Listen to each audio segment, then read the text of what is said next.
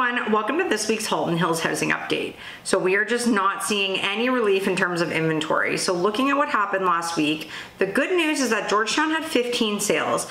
We had only 6 sales last week, and I was worried that like sales were like completely dipping off. But the good news is it was probably just a blip in sort of the recording of the sales with conditions and stuff like that. So 15 sales is actually a very big week for Georgetown. So that is exciting that like maybe we are still seeing a good amount of buyer activity. The bad news is we had 17 new listings. This is crazy high, like double-digit new listings, especially coming near the end of July. I just can't even like wrap my head around this. There are so many new houses hitting the market, and so 17 new listings is not the kind of numbers we want. The only good news here this week is that the sales at least had picked up, because there is no good news in terms of inventory. Looking at Acton this week, Acton had 3 sales and 4 new listings, so no relief there. Glen Williams had no sales, no new listings. Limehouse had no sales but 2 new listings. The rural market also saw no sales and 3 new listings. So as you can see, we are not seeing a ton of sales in general. We only had 18 sales, majority was in Georgetown, so those outer markets are really feeling it, and we're still seeing inventory climbing in those areas.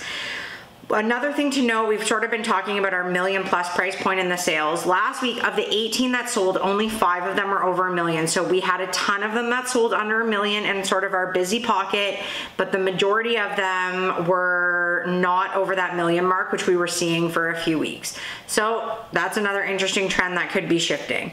So looking at the properties that terminated, relisted, we had 22 properties last week that did that. 14 of them came back on at a lower price, and 8 of them came off the market completely. So the one thing that is really helping to keep our market from like completely skyrocketing in terms of inventory are these properties that are coming off the market and not re-entering. So 8 properties coming off the market this week sort of helped to keep things at bay when we're looking at our inventory. So looking at active inventory, all of Halton Hills is up to 220 active listings from 219.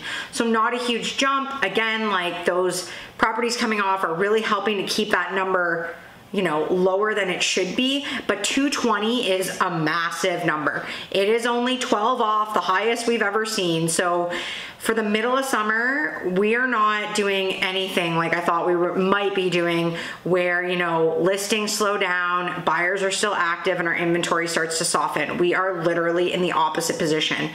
If this keeps going into the fall, our prices are going to absolutely tank, I think. I do think we're gonna see an interest rate announcement next week, but it didn't do anything last time. I'm not sure it's gonna do anything this time. These inventory numbers, no interest rate reduction is going to combat that right now. Sorry, back on track.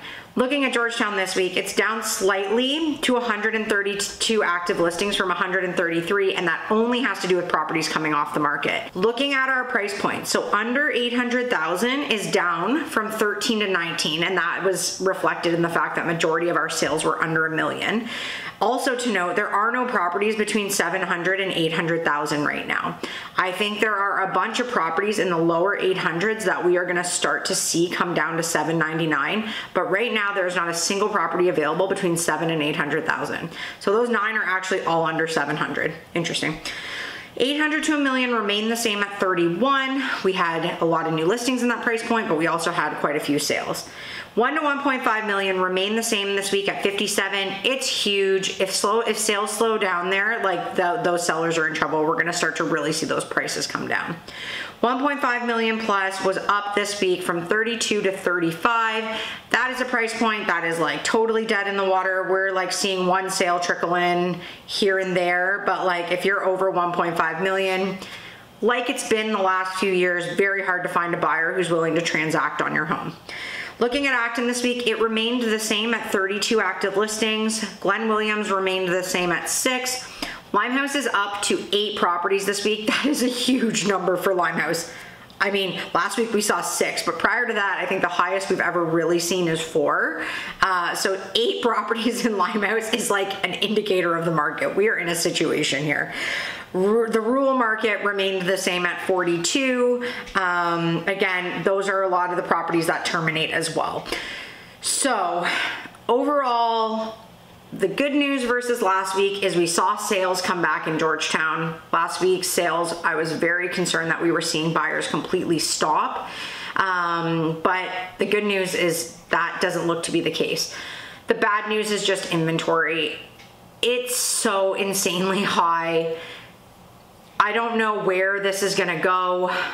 We have a lot of people on the market that need to sell their homes.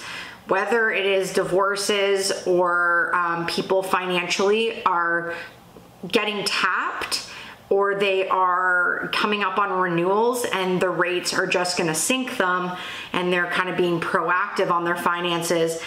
We have a lot of people that are in a position that need to be selling right now. And so I don't think we're gonna see as many properties exit the market as we saw last December. But I'm still waiting for like some really big weeks of like an exodus. July 31st, that week, we should see more because that's a common, at the end of the month is when we see properties expire and not re-enter. So we should see a big week that week. But I'm just kind of, it's a waiting game here to see what happens here. And like I said, I don't think an interest rate reduction next week is gonna do anything unless we can get these inventory numbers like, not quite in half, but if we can get them like closer to the 150 mark, I think our market could get busier again. But 220, we are a far cry from flipping into any kind of seller's market at the moment.